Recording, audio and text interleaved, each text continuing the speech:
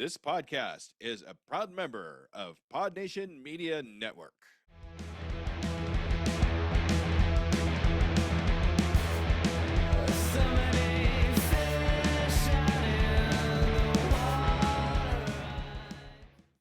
Welcome to Franchise Addicts, the podcast that covers every film in a given franchise. My name is Luke. And I'm Chris. And I'm Peter, and if I had to communicate with these heptapods, I would do these what is this? Can you guys guess what that is? Is that a crocodile? Sure, I was going to say snake. All right, now what about that? That is,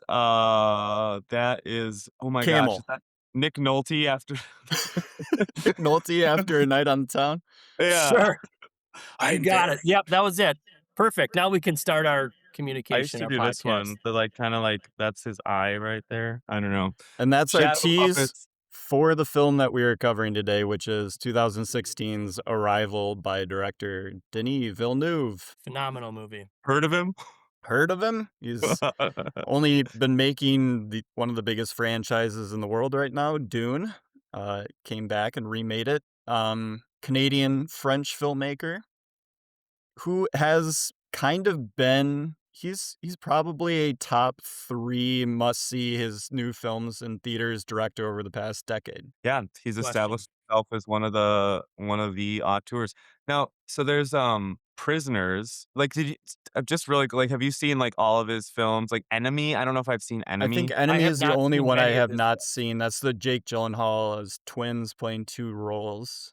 Okay. It's supposed to be good, but no, I think I've seen every film but that of his. Or maybe Sicario. I'm sure he has a first film that I haven't seen that I don't know the name of. Quite the guy. Quite the very established tone that is, I think, evident and appears in all of his films, which I'm excited to talk about. This is a good one. I think he's gonna have, if I were to just make a prediction about movie legacy, I think he's gonna have the Dune franchise. Obviously, people are gonna be watching that for as long as Dune's popular as a book. I think Sicario is gonna stand the test of time. Totally. It's an incredible look at a situation that, like District 9, that will never stop completely. Mhm. And then I think Sicario, that's one of those movies I like where the main character that we follow is not the driver of the story. They're just Exactly. along for the ride, which is such a cool take in movies. Love it. And then I personally think this movie, Arrival, will stand the test of time. I think it's just so well constructed. It takes this idea of, alien invasion, completely inverts a lot of the tropes. And I think just visually, it's, some of the coolest stuff you'll see. There's a couple shots in this that, Inception maybe did something as cooler, but this movie is kind of sneakily doing amazing tricks with the camera that you don't really see in a lot of films. There's phenomenal. There's great work with lighting, and by that I mean clouds and sun, which we'll get to later. That I really paid attention to, and things started to unfold in my mind, much the way that the character gets it. But just upon rewatch, this was a very interesting rewatch for me, having only seen it once 10 years ago. That was the first time and only time I saw it was in theaters 10 years. I think so it's crazy to say this is 10 years old. Mhm. And I feel like it's stood that test of time. I had seen this on streaming or something. It was a weird time in my life when this came out. I saw it at home, but I feel like I didn't remember what happened at the very end. I remembered little bits and pieces of almost everything. I even remember the scene where the aliens are talking to her and there is subtitles. So that's very close to the end. But I did not remember the actual twist. So this Really? was yes. I don't know. What an incredible rewatch experience! I wish I would have had that. It was the best. It was incredible, and in some ways, it was almost like an initial watching, since I truly did not know where it was going. It was one of the best viewing experiences, honestly, that I've had in a while. This movie. It's great. This movie does reward rewatching. We won't get into the full spoiler of it quite yet, but it is a movie that is almost systematically set up to immediately go rewatch and then revisit again and again, and you can find new stuff. So I saw this movie twice in theaters.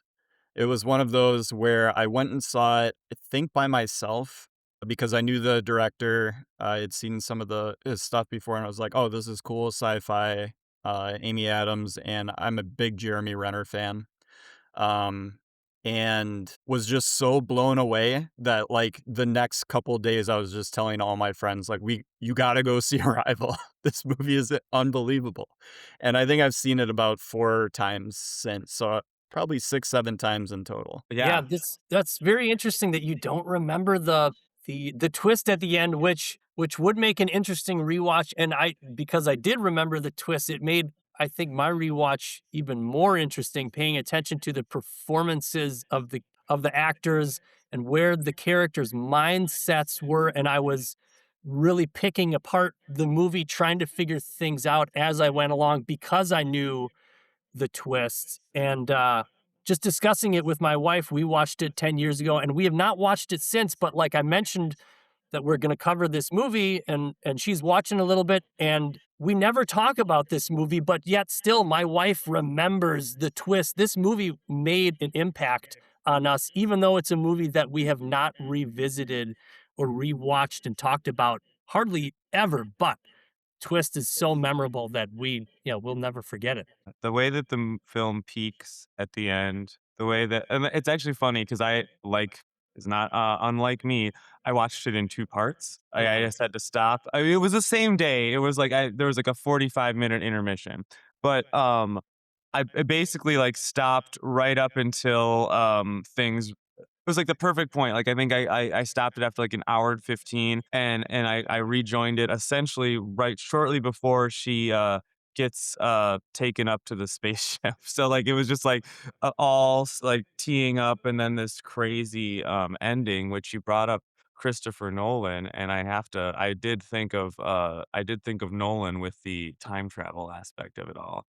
But just I mean, the layers, like it's like a perfectly crafted dish, whatever, that just like everything hits at the exact perfect time, and the emotional experience and payoff and impact. Oh my god. And the score is Well, so beautiful. we will get to it. So I'll do some Yeah. housekeeping. We'll set this Yeah. bad boy up. So this film came out in 2016.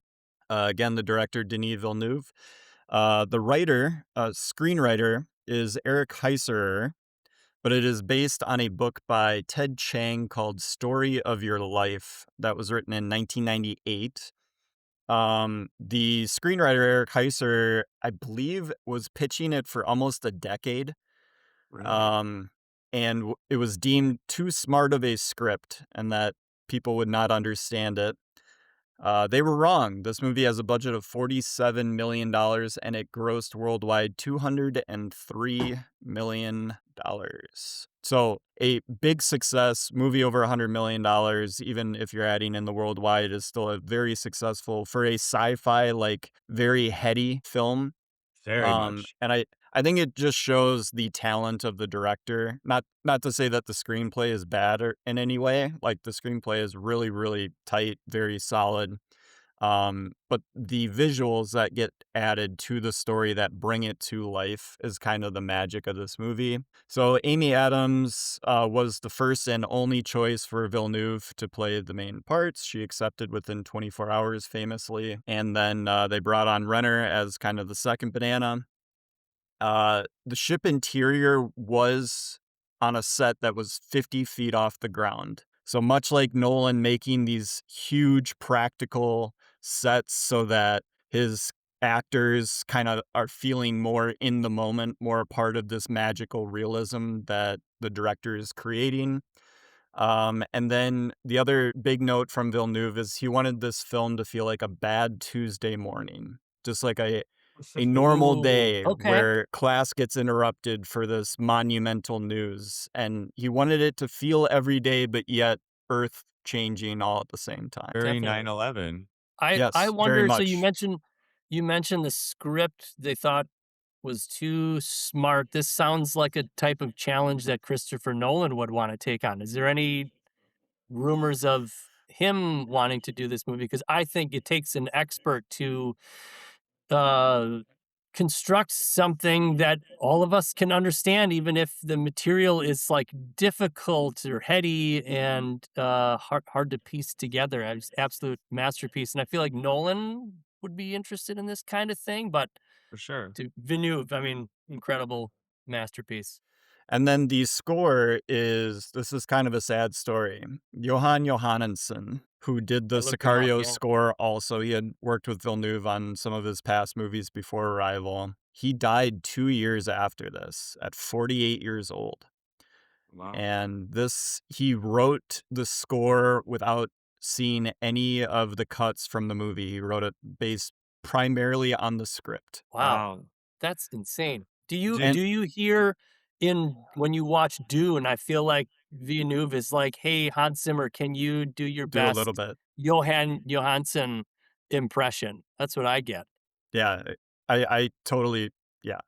And this score is just it does bring you into the world.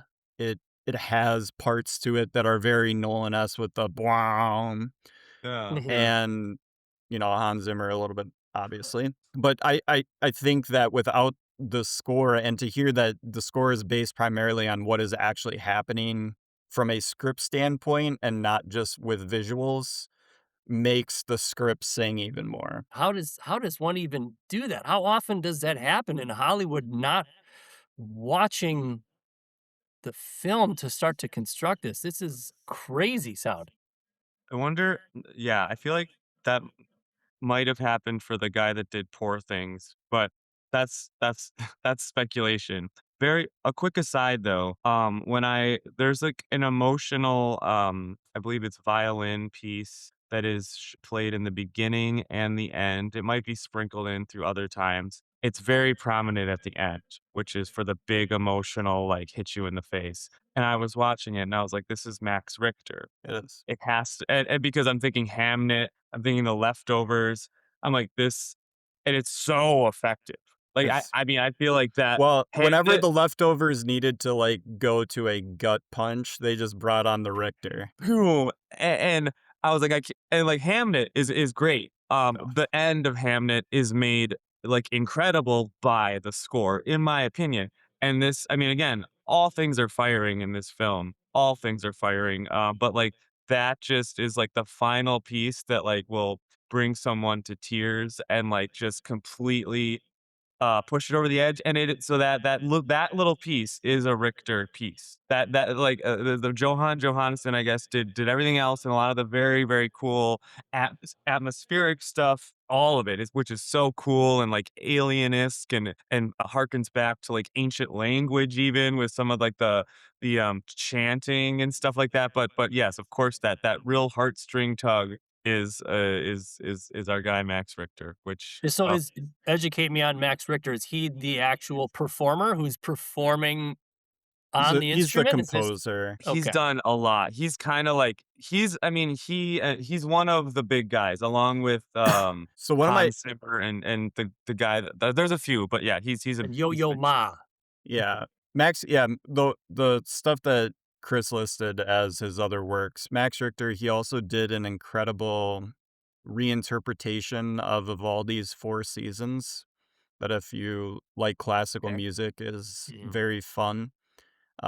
Just kind of his interpretation of what that would sound with a little bit more modern classical styling. I Yeah, do he love it does. when you can make a violin wail or cry. It's when you can anthropomorphize an instrument. I mean, I always like it when a guitar solo sounds like someone singing Yeah. or a violin you can really make a wailing sound. You can capture a sad crying emotion. It looks like he's also been just all over the place too, like, he did the score for it's like they're not all hits. Ad Astra, Great, uh, great score, which great movie. didn't see it. Chris didn't see. The Apple TV series Invasion, did not see that. I'm kind of aware of it, but anyways, he's awesome. Oh, and he famously, my favorite episode of Black Mirror that Luke always trashes me about, Noah's Dive with the what's her name? Bryce Dallas Howard. First episode, season 3, when Netflix took over. I love it. That's a Max Richter score. And you can tell because honestly, he's great, but the scores are like kind of reminiscent of one another. Yeah. Yeah. It's He has a very distinct style that comes yes, through. beautiful. Heartstrings. Love the So score. part and parcel with the score is our intro camera work, where we are kind of panning up to that lakeside home. Beautiful home. I mean, Beautiful home. shout out to that house. Wow. Fucking, Oh my what is that on God. Zillow? That is a hot piece of property. Amy Those Adams was making floor-to-ceiling some windows? money from Damn. that college.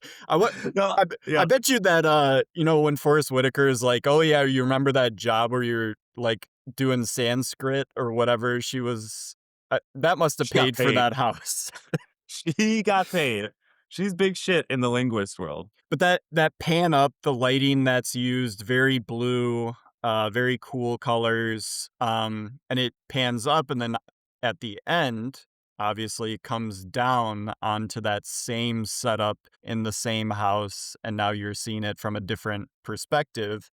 And immediately we are just like, from the first shot of the movie, I'm like, okay, yep, we're in. This is the ride we're going on. And then the ships come, and it is a very distinct ship. It's a very distinct image, much like we talked about with District 9, with that huge ship hovering above the city the entire time.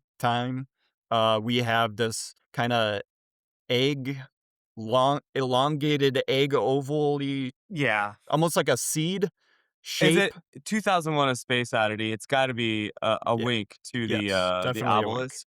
Yeah, but I mean, it's its own thing. It's awesome, but also like, hey, large, black, ominous thing. I do want to highlight the fact that this is like the opposite of Independence Day, where the opening shots of Independence Day are showing us that there is a ship coming. They show the ship. This movie is much more focused on the people. We don't get to see the ships until we've established Yeah. that they've positioned themselves in 12 different cities, and the characters are just talking about this event that's going on, but we do not get to see the ships first. We get to see the human reaction to it, which I Yeah, that was and cool. this is a very character-driven movie, specifically the Amy Adams character, and you get her backstory, what she's been through with the loss of her daughter, to a sickness, and that's when we meet her,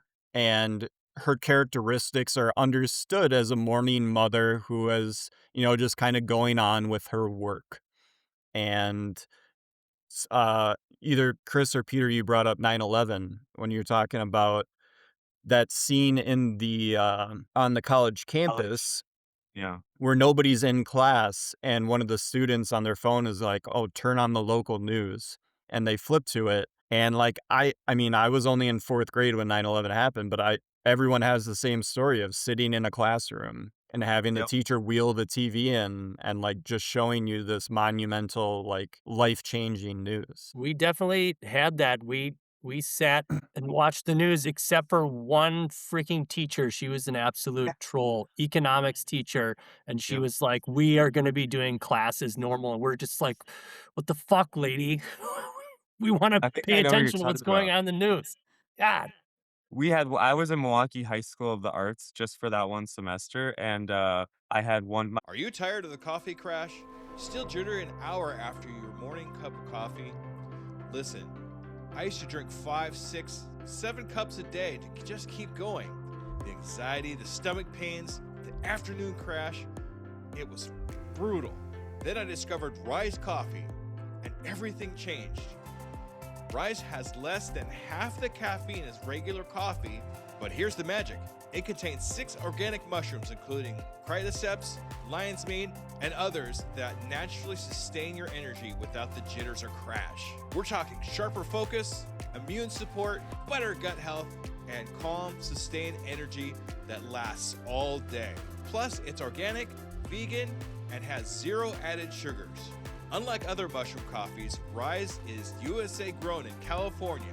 A full spectrum of mushrooms per serving that actually works.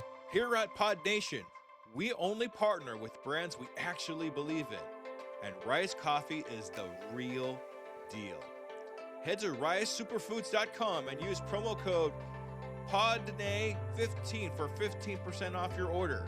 That's PODNA 15 for 15% off. Ditch the crash, fuel your day the right way with Rise Coffee. Honors English did that, but yeah, we were seniors. Peter and I were seniors in high school. If you want to date us, ask his wife first, though. Am I right? Want to date it?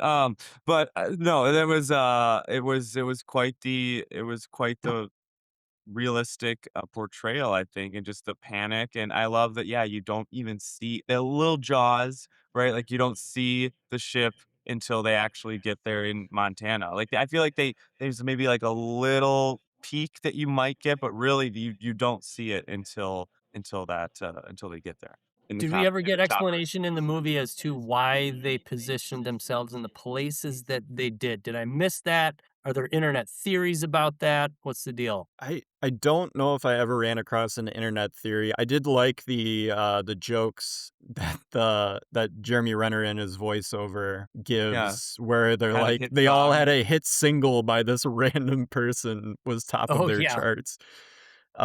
It's very cool and mysterious, which this film goes for that area, goes for that, Well, and it uses mystery. just like a very layman's idea is that they are fairly evenly spread out throughout the earth. If you see the overhead of the map, they are like, if you were to map the distances between, they were covering a majority of the earth in all different parts. And obviously that comes in key Yeah. to the end of the movie and what the overall message of the film is.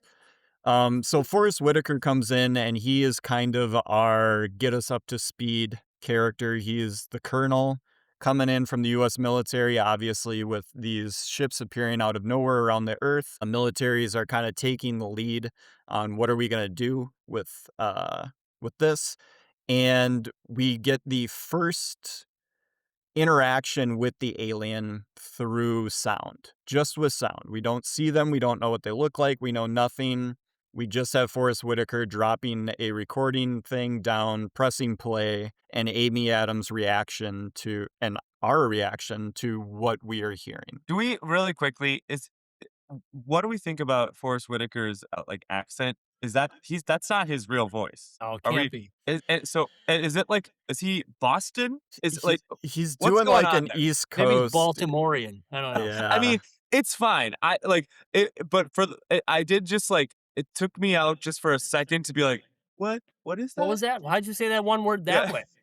Yeah, it was just interesting. I mean, his character ultimately, like you said, Luke, is just it's sometimes an exposition machine. It just has to get them to where they need to go. He does a fine job, but also, yeah, maybe because he didn't have that much to do, he's like, I'm doing a Boston accent. Mm-hmm. Yeah, Like, okay, yeah. He isn't given a lot to do. He gets to raise his voice a couple of times, but I always find Forrest Whitaker like endlessly fascinating to just watch perform, and I think one of the reasons is his wonky eye, and you're just always like, what is he squinting at?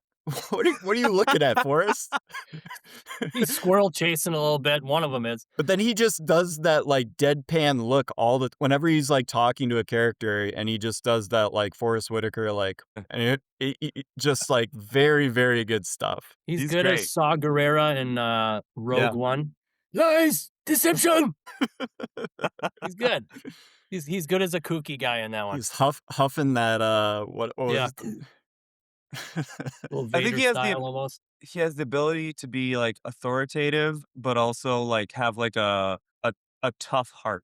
Like there's heart behind him, but he's all, I don't know. He's well cast. I mean, again, it is not the biggest role, but like, well done. We've talked about this in other films, specifically Spielberg films, in that we are right into the thrust of what this movie is and is going to be about in the first 15 minutes. We get, a little bit of the character setup with Amy Adams, and within 10 minutes, the aliens have arrived. She's contacted by the government. She goes back to her house after doing kind of the translation trick for all those, people out there that know all these different languages by asking to the next guy they were going to go to define what war is in ancient Sanskrit or whatever. And then we cut back to the house. She's hanging out. We get the chopper coming over the head. Forrest Whitaker knocks on the door, and Amy Adams gets to do the like, oh, what did he say? And she gives the definition that professor gives, and Amy Adams is like, I would translate it as like a disagreement over goats or whatever it was. She's very adept at tricking people when she needs to. Yeah, she uses language to trick people. For Yeah. example, the whole story of the Aboriginals and the kangaroo is completely untrue, but she needed to get some kind of point across, her point about completely understanding these things before we move forward, and she's a very clever character. When she does the sentence diagram, when they give her the statement that they want to get to, which is what is your purpose here, and she defines each word and its meaning within language and how you have to get to that. Like, it's one thing to say the words, it's another thing to get the person to understand why you're using each one of those words. And we Right. do that instinctively because we live in this language. A lot of, that the thing that Jeremy Renner asks her when he's like, I forget the term. Now, I should have remembered what that term was, but the term of when you start thinking in another language and it starts to change It who you manipulates are. how you think. Yeah. Completely. Because that's some of the things we don't realize in a, global world and all that sort of stuff, is that the language that you know and are a part of is defining you as a person. Well, Chris, you and I took German, and there's parts where the verb goes at the end, right? Yeah. I took German too. Oh, there you go. Yeah. Das ist gut, ja. Das ist gut. Toll. Sehr gut. I didn't Haben Sie ein remember a lot. Luftkissenboot? Ich habe ein Luftkissenboot. That's a hovercraft. I love it. But do either of you speak other languages at this point? Fluently? I don't No. either. But I think it is really interesting, though, just that theory and the idea of our language being so instrumental. I mean, the cornerstone of humanity, right? They bring that up on the chopper. On the chopper, sorry, Predator. But like just being like it is the cornerstone of humanity is language, and then he says no, it's science.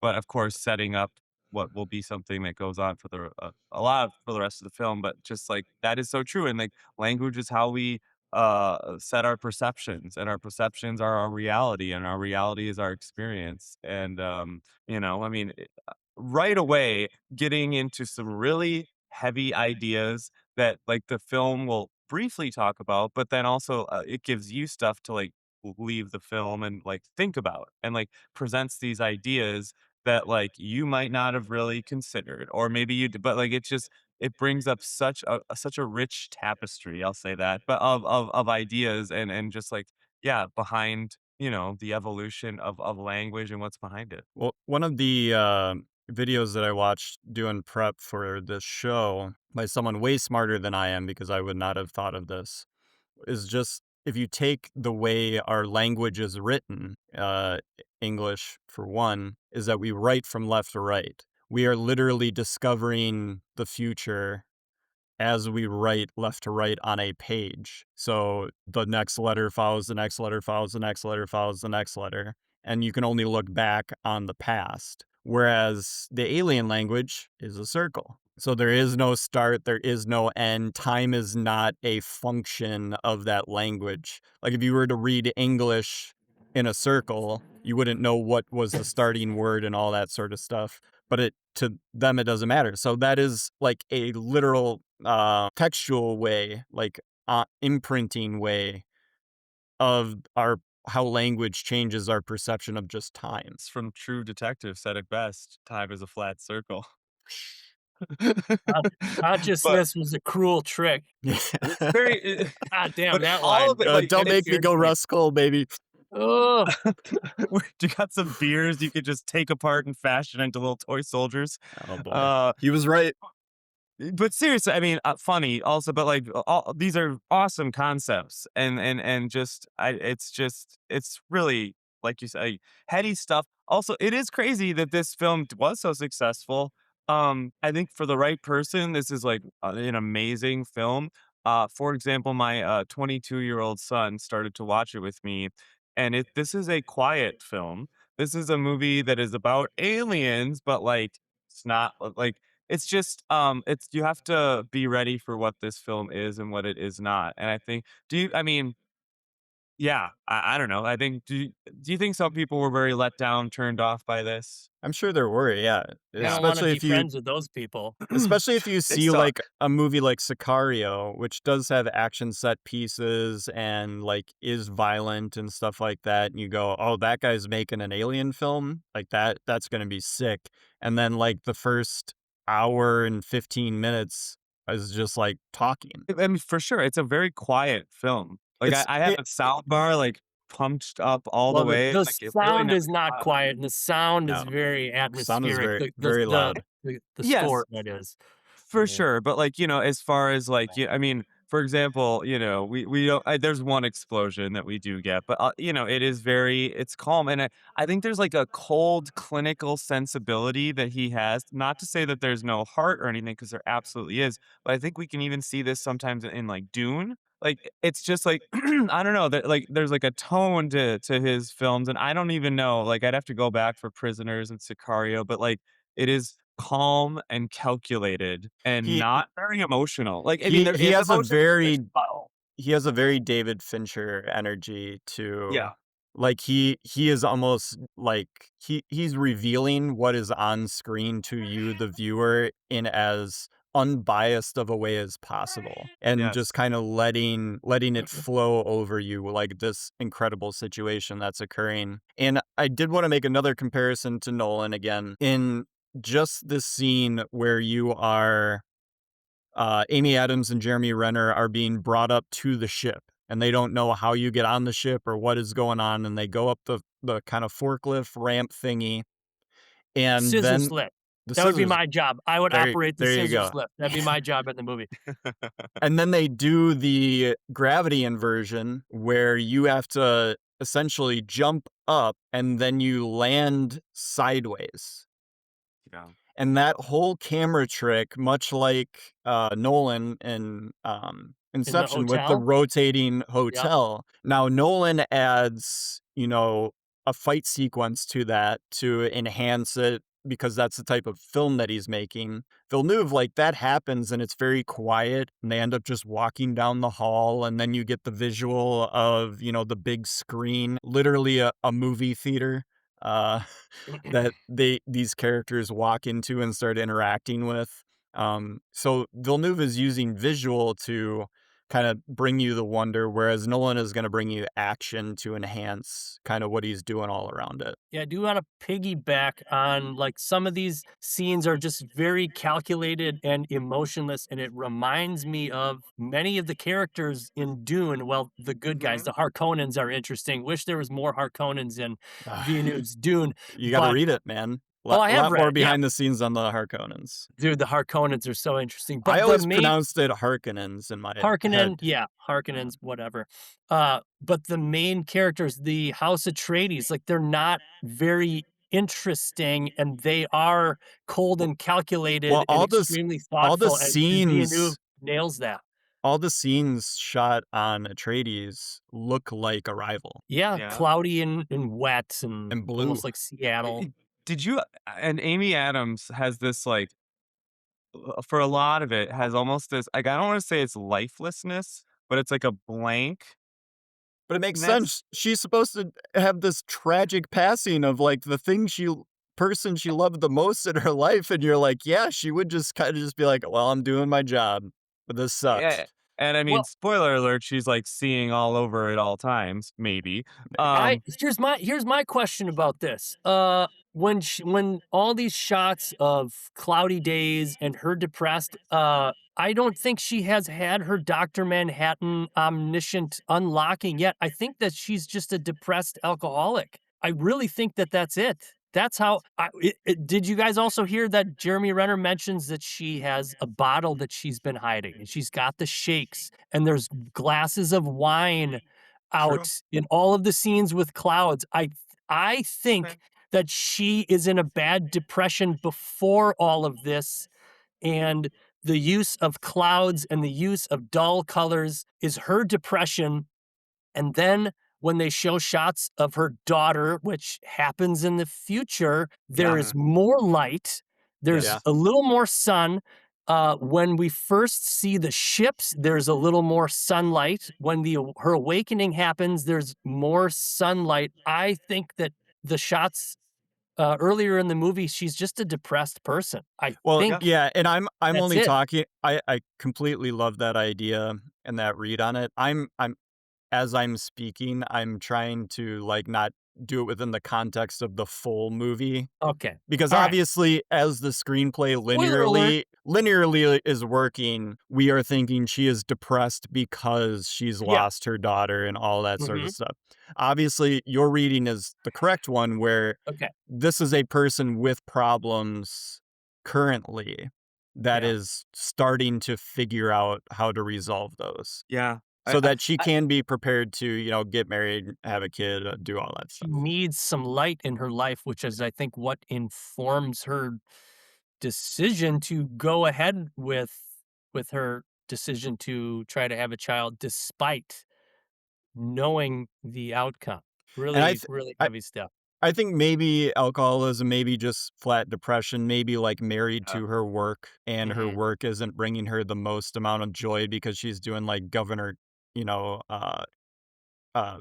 contracts Government with the work. Yeah, military, yeah. and people are like getting blown up as a result of that. I can see, because Yeah, she mentions that to the Forrest Whitaker character, like, "But yeah, those people that you blew up after I Yeah, did you that got 'em. translation." You made quick work of the insurgents. So yeah, you Yeah. can definitely see someone falling into a depression because their work that they cherish is being used for these ill ends, and just kind of being like, "I work at this." I mean, is that university in Montana, do we think? It's probably, I mean, it's in the Pacific Northwest somewhere, but I would guess, yeah, Yeah, in Seattle the yeah. area.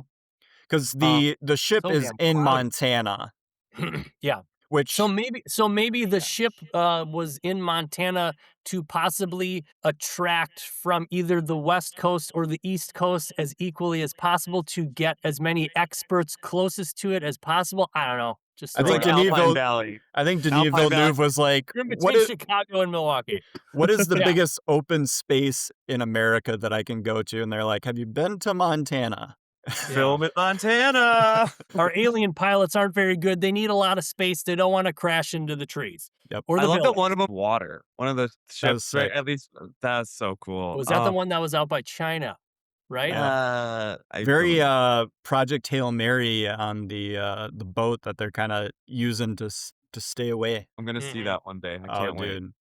I know. You no, want to talk about I- if we did this type of franchise 2 years from now, Project Hail Mary would have been Definitely. on the list. Very that- good movie. It is probably my favorite science fiction movie, non-Dune related, since this movie Arrival. That's how I What are your agree. quick aside, Luke, what are your thoughts on Messiah coming up? I am not jazzed about it. I listened to it on stop, audiobook. stop. Need to give it another shot, but I did not like it when I listened to it on audiobook. So Dune Messiah is my favorite book of the Dune series. Okay, maybe I should Um, actually read it instead of audiobooking. I They- just think so it's significantly shorter than the first Dune book, Yeah. and tells a more straightforward story. But I think the ideas that are kind of touched on in the first Dune book are just so focused and so interesting, at least to me, like what happens when a religion goes too far and you have this messianic figure that is kind of turned into an emperor, very much Roman Empire Yeah. related and all that sort of stuff. And then to have the rejection by the messianic figure of that idea, and what essentially Jesus needs to do to fix his movement that has gotten out of his control is essentially what Messiah is about. Right. I'm concerned that the movie won't be able to capture a lot of those ideas correctly, because it's a big swing. Like Messiah is so much headier than like the story that they tell off the first book.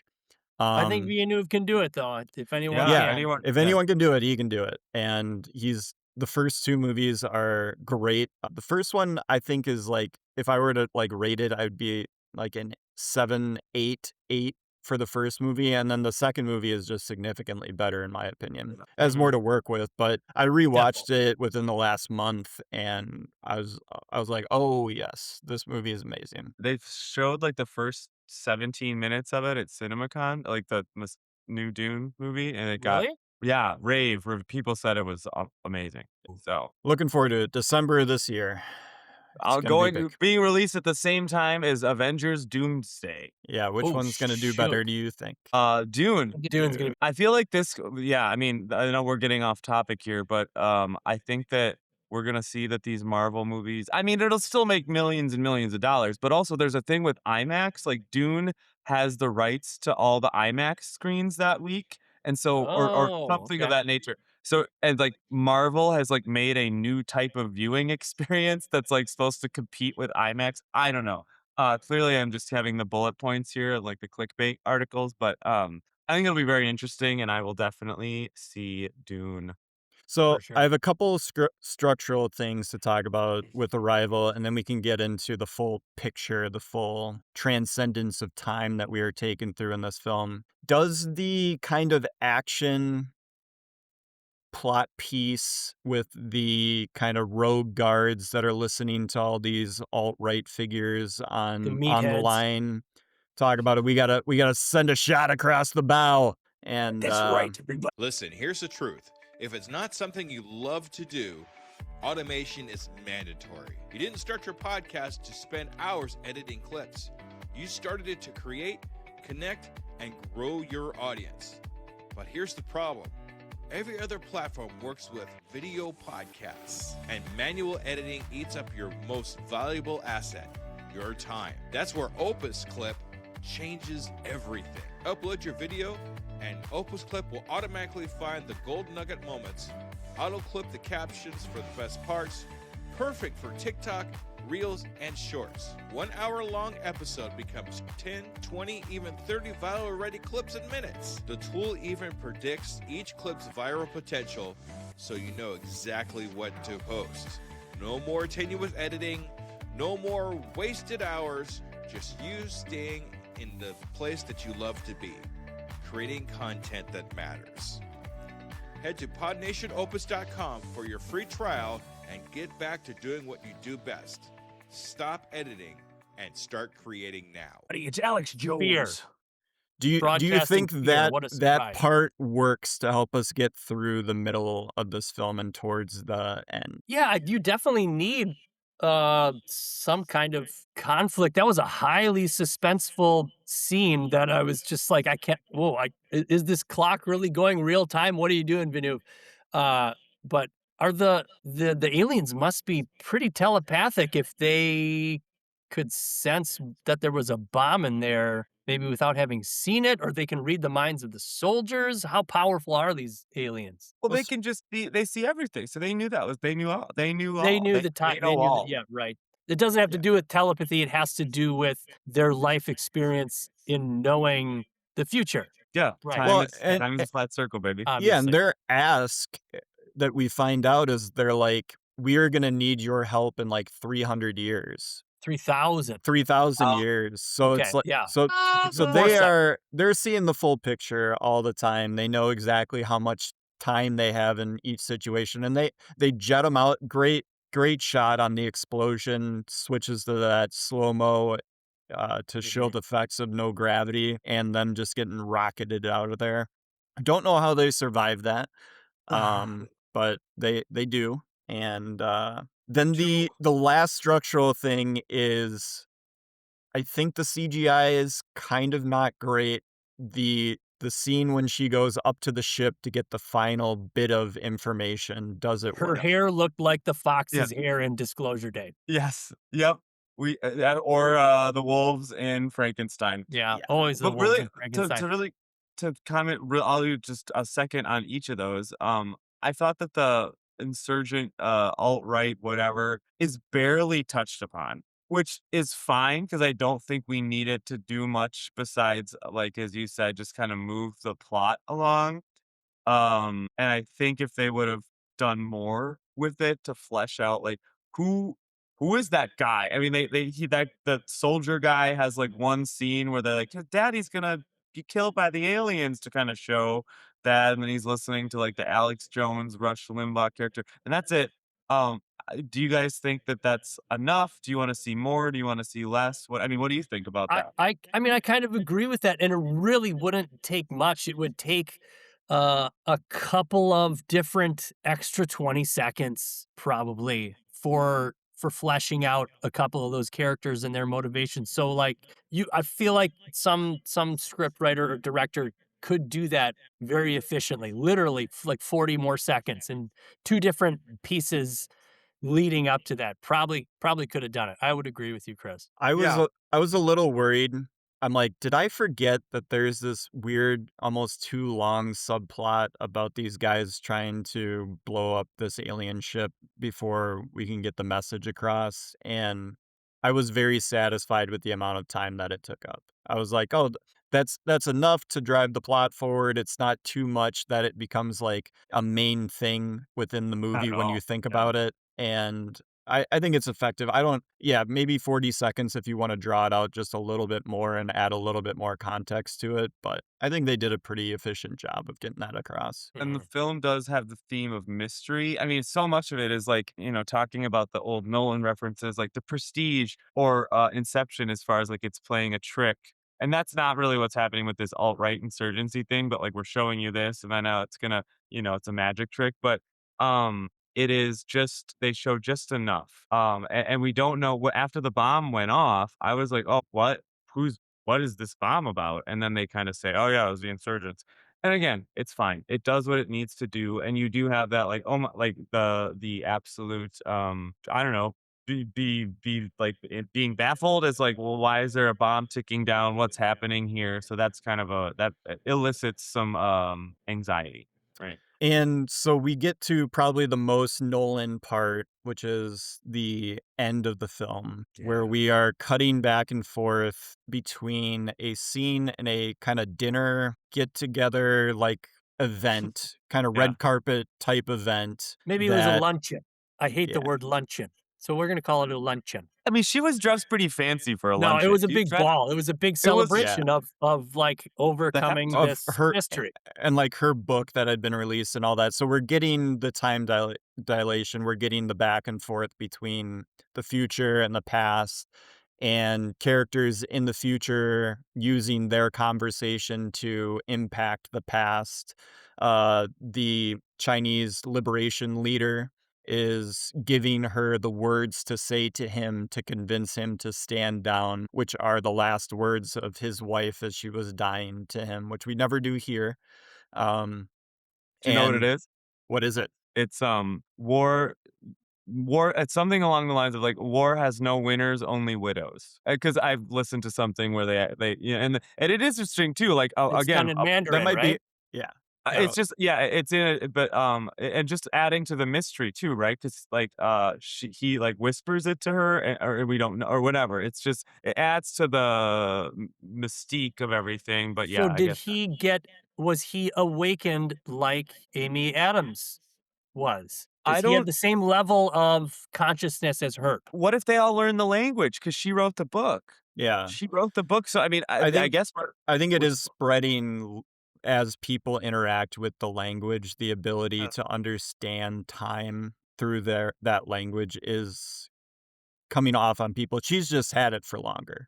She's had it yeah. for the entire time. And she, and she just, and she has she says she says that stuff to him to like be like, whoa, I'm for real. You have to listen to me. And here's, I have your special cell phone number and all that stuff, which is just very cool time travel, plot So exposition. if so this brings up the point of the construction of this movie.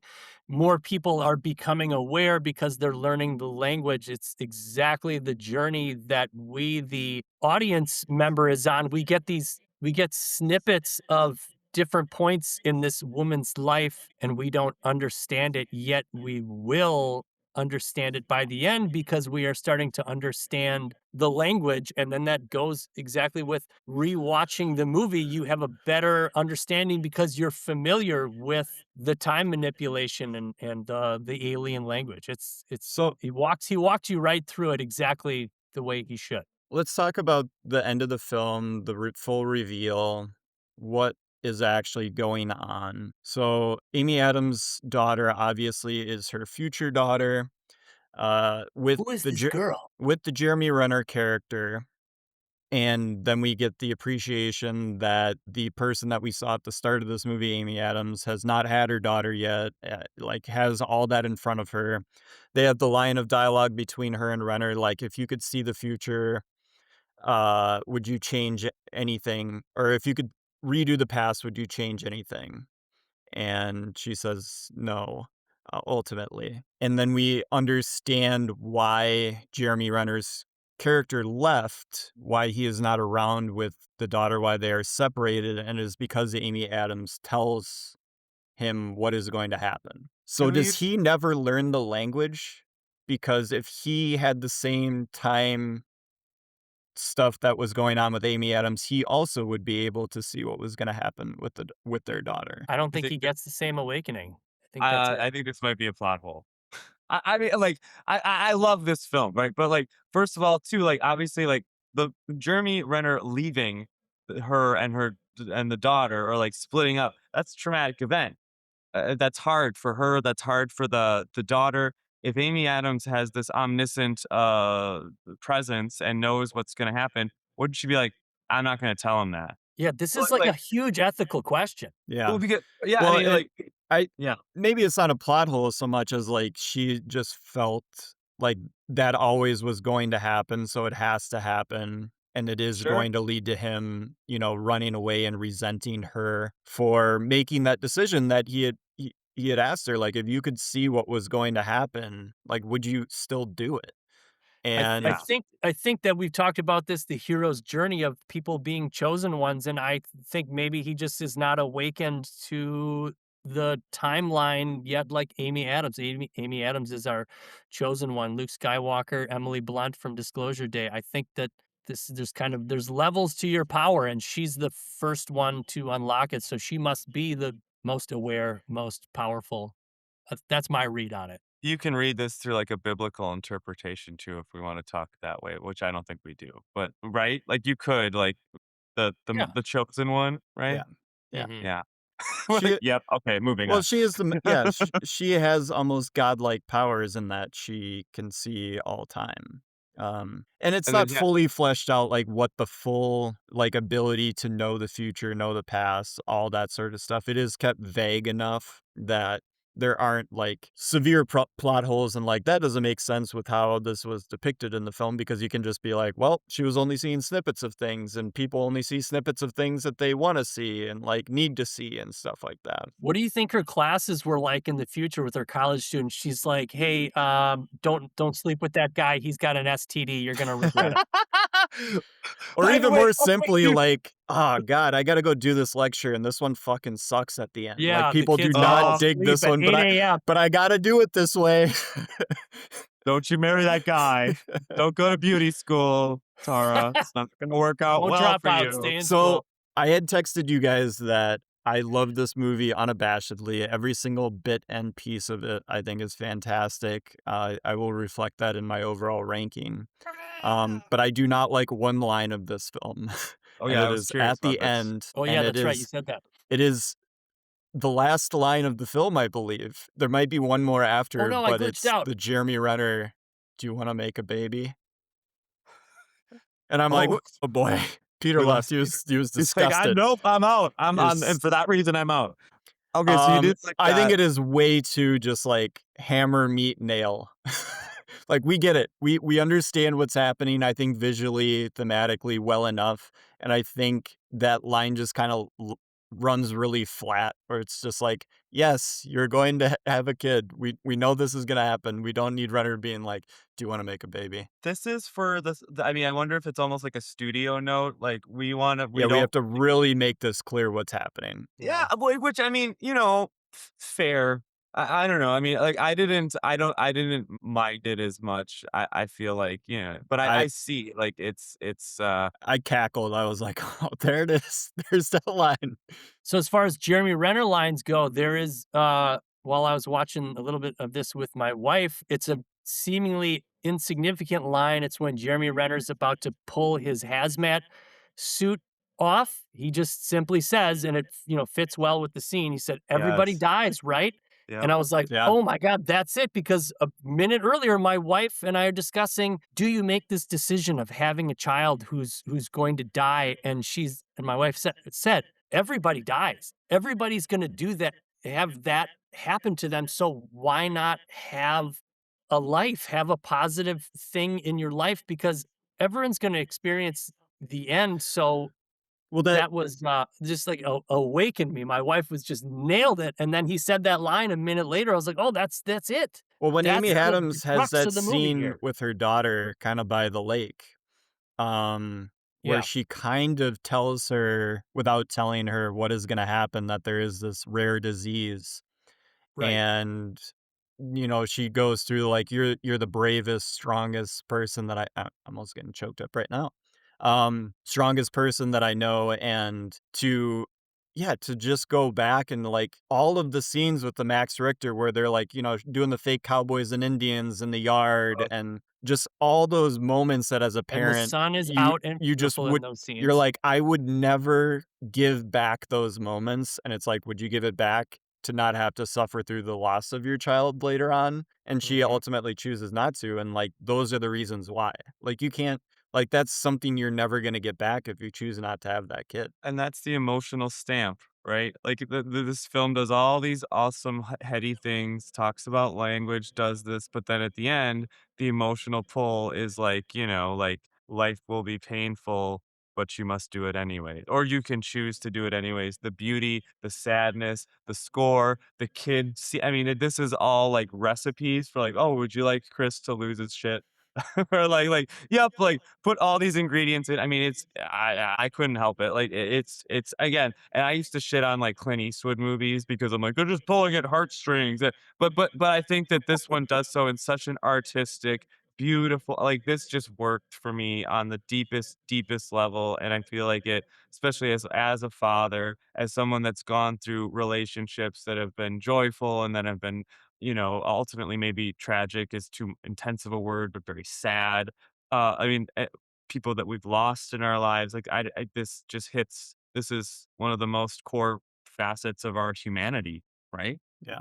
And So why could Jeremy Renner's character not handle this? What's the difference between Amy Adams and Jeremy Renner? This is Well, an I open-ended I mean, question. it I don't know. probably just goes back to the professions. It is the Hmm. master of language versus the master of science, the man that sees only math and sees probably from a utilitarian perspective, Like, like, why would you do this if why it's would you gonna end in bring this nothing? person into the world to just suffer? And I think that's it.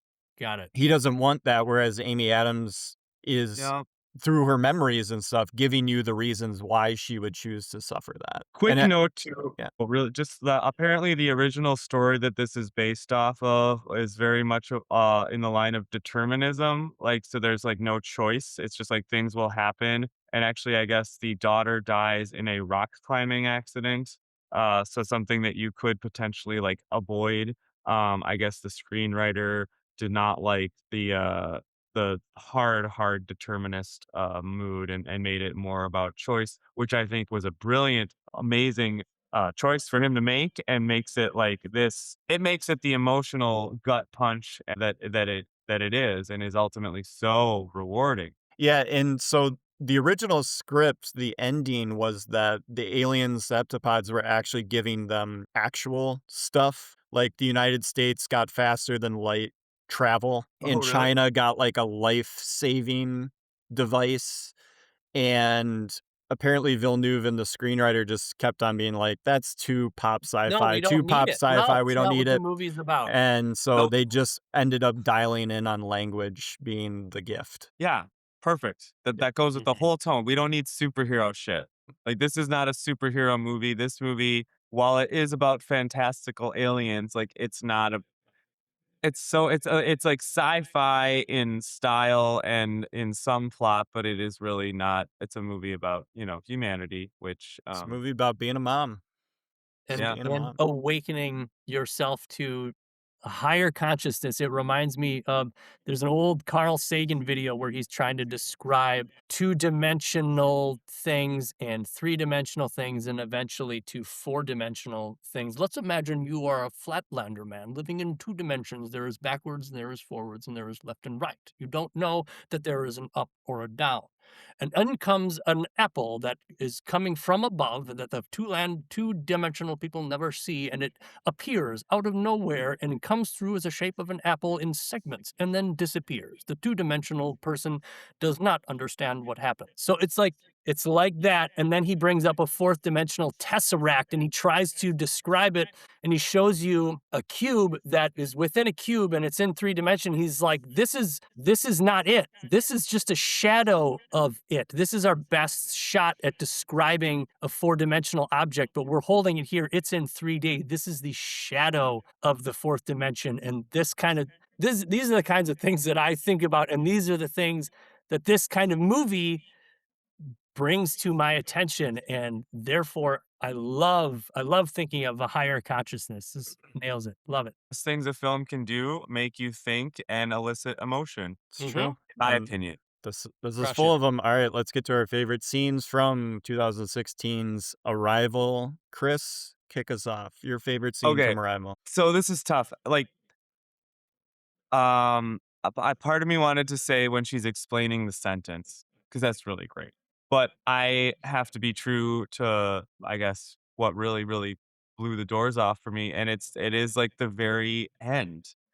The end specifically, I mean, oh gosh, I mean, so hard to pick. Like, do you pick when it's being revealed of how she met up with the Chinese leader and all of that, which is more of the cool Nolan time travel. I think that's really cool, but I think what ultimately I'll go down to is the end where we're also being revealed of like, no, this kid is going to happen in the future. When we get that part of that piece, that last piece, and that, when you really get down to the I'm making this choice and life is hard and life is tragic, but it's worth it and it's beautiful. You can't beat it. And so Yeah. that's it. Gold.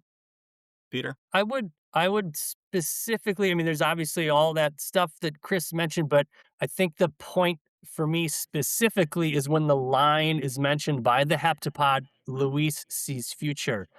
And that's when we've been in just this cloud of like depression and mystery about her daughter dying. And then when that line is spoken, the gears start to turn as they have walked us through the fact that these aliens speak in sentences that are complete from beginning to end and that they see their own timeline from beginning to end at all times. And that is the moment where the viewer gets a little gets the hint, gets the gears turning that this might be what is happening. She's having a timeline awakening. That's my favorite scene.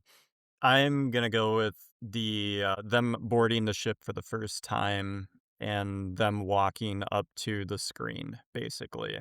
I mean, So from a cool. visual standpoint, something I've never seen before in a movie. I mean, a lasting image that I will keep forever. Yeah, Uh, beautiful cinematography. famous performance or favorite performance of the film. I mean, is there any discussion, much like our Emily Blunt discussion in Disclosure Day? I think we got to go with Amy Adams, no question. Yeah, she's the star.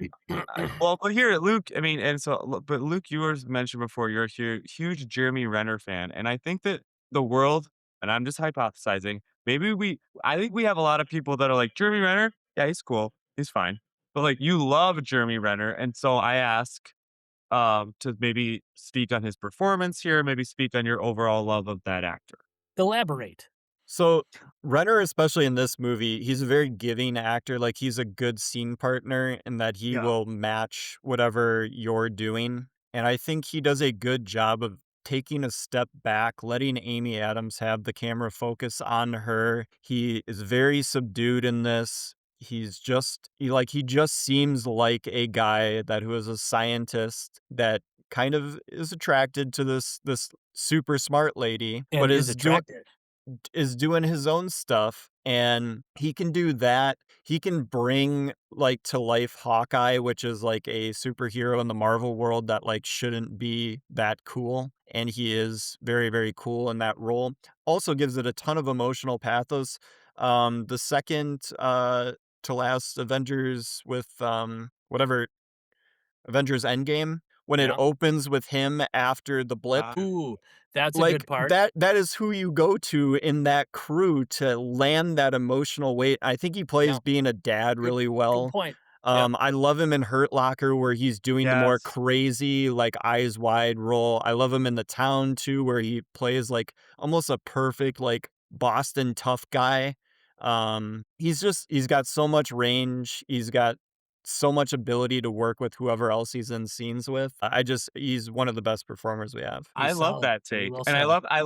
I love the emphasis on the subtlety of his performances quite often, which I think is very important. And he's not necessarily typically going to go over the top with the subtleness in which he approaches roles, and then also his ability to work with others and let them shine and just like take the space. And like I think that is very well I said. I love his line in The Town where Ben Affleck comes in and he's like, "Hey, we got to go beat some dudes up and you can't ask me why." And Jeremy Renner just goes, "Whose car are we taking?" He's constantly been this guy that's been like the runner up to be like they're like, is he an action star? And like the answer is like not all the way. But like right like Mission Impossible, right? Yeah. Weren't They they were tried to saying, ease him into taking over for Cruise and Cruise just was like not having it. yep. I'm it's me. I'm staying forever. You can't Yeah. stop me. Did he also do a Jason Bourne type? He Yes, did. yes. Yeah, he was going to take over for Damon and then Damon came Ah. back and reclaimed it. Yeah. That's it. Maybe he's Hard to so knock off good. those guys. Yeah. Maybe he's so good that these big actors start to see what he's about to do and they go, They no, feel no, no, no. threatened. The egos are like, nope, I can't Not let giving him up. do it. He's gonna do He's it better. gonna be better than me. Yeah. Okay. And then Renner being the gentleman that he is, it's like, go do your thing. Do your have thing. your flowers. I don't mind.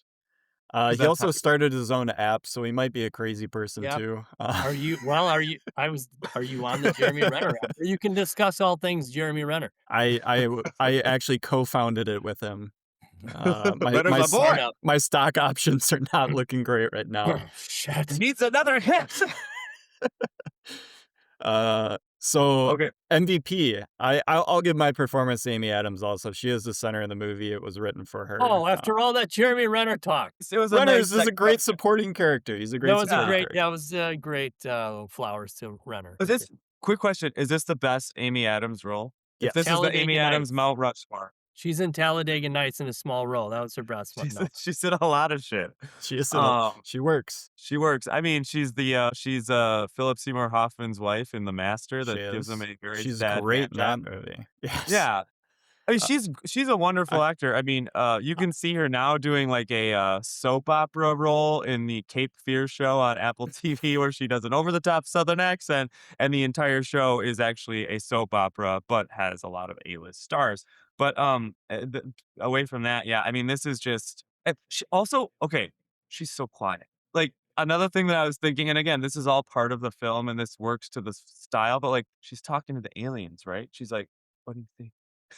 Well, Like, speak up. Like, do you think the aliens can hear you? Like, she's just very soft spoken, right? I'm doing Am I- my one simply does not walk into Mordor hand. There you go. Not to criticize like who she is in real life. I'm sure she's a very, very intelligent lady, but she plays intelligent super well on screen. Like when she's diagramming that sentence and everything and like Yeah, I being a believe her. professor in front of a classroom, I'm like, yeah, I would sit in a class and look at Amy Adams lecturing and being like, yeah, this lady knows what she's talking. She's right. Not that I look at women in general and go, they have no idea what they're talking about. I just think people in general are of base intelligence, and there are some people that transcend Good save, Luke. I thought you Woo! were a total misogynist right there. Just attractive enough. that. Yes, she's just attractive enough to listen to. If Oh she my was God. sexier, I'd start to be like, I don't know.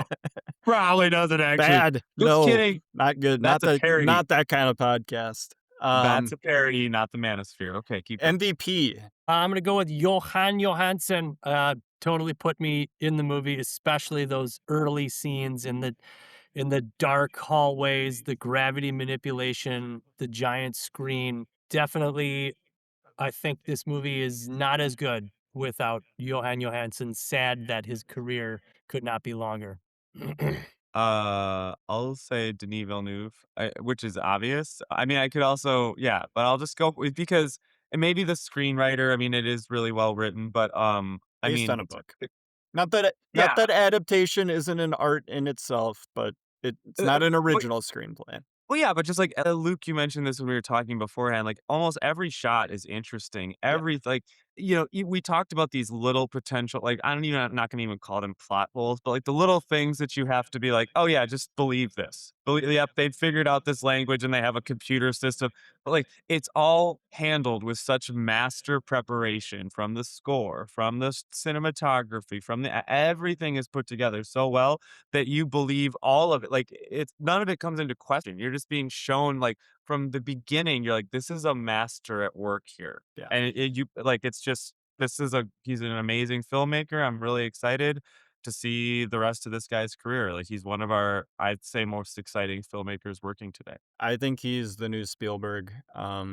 Maybe with a little bit darker subject A little material. colder, maybe a little A little bit colder. colder. Yeah, but still, like, But he's But can still definitely. land the emotional punch better I than think. anyone.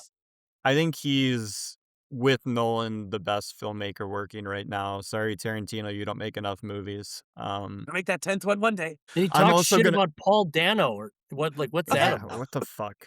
Fucking But there's no disrespecting Tarantino on this podcast.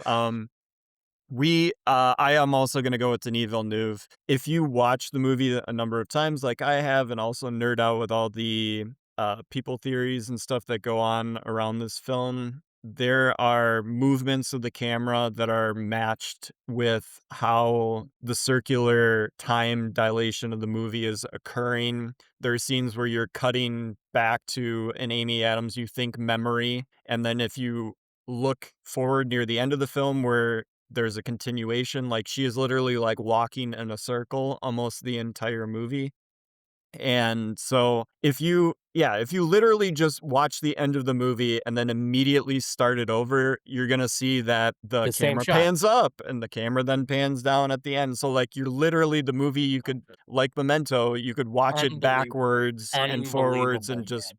back and forth. Unbelievable. It's so good. Guy's a genius. So good. I wonder what Christopher Nolan thought about this film. Right. It seems right up his alley of like there's a trick that's happening, but he like upon rewatch, you are in on the trick and you just didn't know it. I will say that a lot of the scenes by the lake with the daughter and stuff like that is very Terrence Malick too. Yeah. And Yeah. I am a huge Malick stan. I think Malick is literally the best director alive right now. I think he's the best creator of images in film history. Maybe Kubrick. I would probably say Kubrick from a historical sense but I think Terrence Malick is the best. Now, people really, really do not like Terrence Malick. It is very much you are either all in or all out. And so, yeah, I just wanted to shout out Terry, my guy. We should cover one of those films because Feel free to make fun of me. What are movies that Terrence Malick has made? Did he do The Thin Red Line? He did.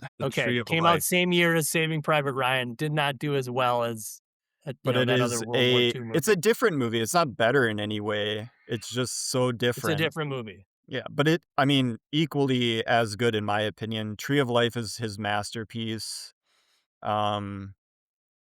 He did a Pocahontas one called what's it called? New World. The New World, with which Colin is Farrell. Which the I first half love of that that movie is one. I that love movie that one. is unbelievably beautiful. Like it's I agree with that. so good. I saw that in theaters, and I feel like it kind of went the way it was supposed to. Like you love the first. I loved the first half of the movie, and it was just this wonder, and then it was just the second half of the movie was just this stuffy ass English bureaucratic life. Just I was just like, oh, that's not nearly as fun as being in the wilderness. The very That's what I end thought. the very end of that film sticks with me. I saw it 15 or 16 years ago. I've seen it only once, and I watched it by myself. And just that ending again, score like I see some similarities in just this grand, like whatever climax or whatever. Oh my god, beautiful! And I there's so much I don't know about that guy and his films, and I want to learn more. So Luke, maybe we'll be The able to. The Tree of Life is literally the best movie about if you have any conflict, whether it's good or bad with your parents, like it is the best movie for a kid to watch to understand their parents better. I've seen it. It's transcendent. It is Also, there's truly a weird transcendent stuff. It experience. goes from like dinosaurs to like Yep. Brad Pitt. It's telling a full story, baby. Sean Penn is No, I just know. wandering around in a desert. It's amazing. I saw it when it came out briefly, and I was not prepared for You've it. I seen a wasn't on the right- skyscraper from, helicopter cameras and people walking alongside them, but have you ever seen it with the angle like this? Have you ever seen the Statue of Liberty, but upside down? Have you ever listened to sparse dialogue while the camera is literally on the toe of the person in front of them, pointing up towards the sky? Have you ever been watching a film where the camera's like, okay, here's our main character. Wait, there's something going on in the tree over here. I guess I gotta watch it. Sounds interesting. Experimental film.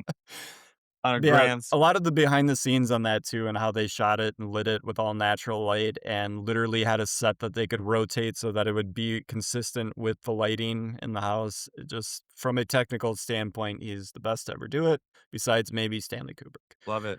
All right, our ratings out of 10 for Arrival. I'll get us kicked off here because I'm going big. I'm going big. Sure. This is one of my 10 favorite movies of all time. And it is a 9.8 out of 10. Oh! It is the best movie we have ever Holy covered cow! on the channel. Sorry, Alien, dethroned. Arrival Let's is, go. in my opinion, a little bit better than Alien. They're different movies, but Totally. the emotional impact and the visual styling of this film hits me perfectly. Yeah, man. I agree. Peter? I was like, this is like in the grand scheme of things and the type of movies that I like, this is not really my type of movie. I like adventures and like globetrotting, new areas, new set pieces, and that's not this type of movie. And I was going to give it an 8.8, and I was like, dear God, you know what?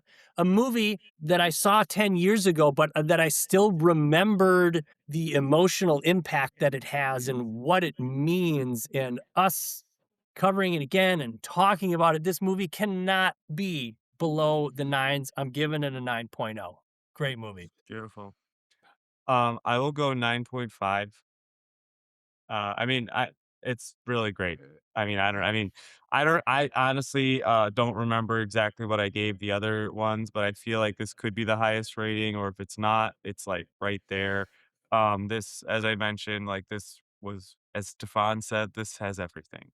But yeah, but like, it really was such an amazing viewing experience.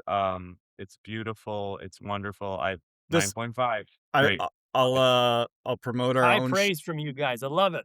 I'll promote our own show here, but if you like listening to Chris and I talking about the more emotional parts of movies and how it connects with us and makes us feel, check out our Before series, where we covered Before Midnight, Before Sunset, Before Sunrise, all of those. Still gotta watch those movies. So good.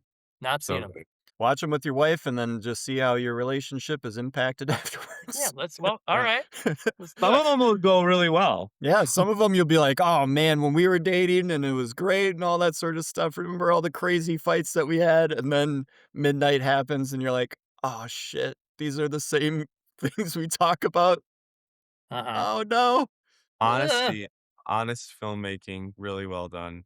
So this was great. What do we got next? Boy, what do we have next? We have What another don't we have next? create a franchise and we bounced some ideas around. We checked some different things out, but we wanted to keep giving you banger after banger, and I think we did it with this list. There's a couple of oddballs in there. Some of them are just for us. Some of them are bigger movies.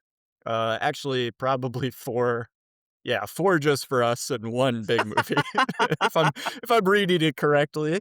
But we are gonna do an isolation series, so focusing on movies that focus on isolation with their characters, with the setting.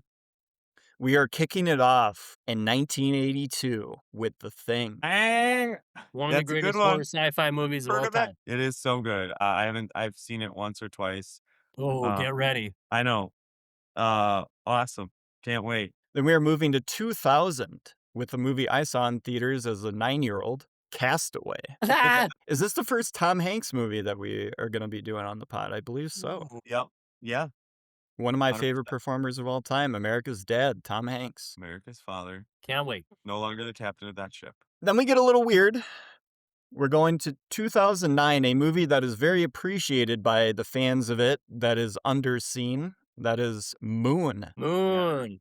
David Bowie's son, yes, directed? Yeah, Duncan Jones? Sam Rockwell. Oh yeah, we get a young. I saw again. I saw that like Netflix delivered that DVD to my mailbox shortly after it came out. I watched it once, and so I'm excited to rewatch. I really don't remember much. Man alone in space on a spaceship. Much like, it is a little bit Project Hail Mary-ish if the Ryan Gosling character would have lost his mind more. Speaking of Ryan Gosling, we then moved to 2011. This is the controversial pick, but we think it works within the series and is one of the reasons why Chris and I are friends to this day. That is the movie Drive. Yep. We got to get the matching scorpion jackets. Oh, dude. You could give Peter one too. I mean, really. This is a movie I've only seen once. I don't remember a lot about it, but I remember liking it. So I'm excited for this one. Much like Terrence Malick, where you either hate this director or love this director, I love Nicholas Winding Refn. He is the director of this film, and I think, like Villeneuve, one of the greatest visual stylists working in films right now. He has a very distinct style. He has a distinct way of making films and TV shows, and people usually hate it. And so this movie is probably his most loved movie by the largest amount of people. Drive is a great action movie, very quiet in some spots, but I think it fits a man isolated within a city very well. And then we go outside the city, back to the sea for 2019's The Lighthouse. Oh yeah. You don't like me, lobster. And another director that both Chris and I like very much. Yeah, Alex Eggers. I lagged out. What movie did you say we're doing? I lagged out. I missed it. I missed The Lighthouse. 2019's The Lighthouse. Oh, okay, good. Haven't seen that one too. Heard good things. I wonder if Eggers is just gonna. I mean, I feel like, and he's pretty new still, but like he's doing a Tim Burton and just remaking shit. Nosferatu, Wolfman. Yeah. Werewolf. The new one's coming out. Werewolf. Yeah. So Werewolf. I'm in for it. Walk this way. He's awesome, but this is definitely a very interesting film with two very interesting performances. Yeah, I may have to kick off our one guest and have him only do one movie, because I believe The Lighthouse is one of my brother James's favorite films. I might be wrong about that, but if we can get James on the pod again, we'll see if he wants to do The Lighthouse. Looking forward to it. Hell yeah. We'll be out of isolation, talking together and talking with everybody out there. Thank you guys again. This was great. I'm so glad we were able to end this series with Arrival. Yeah, fitting. Thanks, guys, and Chris, right. make sure that Thanks you for don't having me log on, off right fellas. away. See ya. Bye. Wait till it's